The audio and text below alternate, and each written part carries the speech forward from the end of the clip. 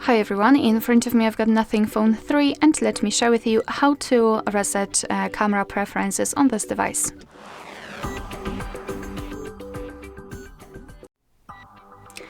So first of all, let's open the camera app. Currently we are in the video mode. We can switch to another one, it does not really matter. I wanted to draw your attention to those grid lines. I've applied them before I've started recording because I'd like to show you a visual evidence that the reset option will work, so they should disappear after resetting. So we have to tap on this arrow in the right upper corner to open more settings, which are right here, so let's tap. And then scroll down to the very bottom to find Reset All Settings. So let's simply tap on this option and tap on Reset.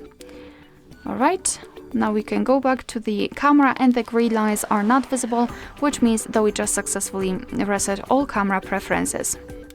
Alright, so that will be all. Thank you so much for watching. Please hit the subscribe button and leave the thumbs up.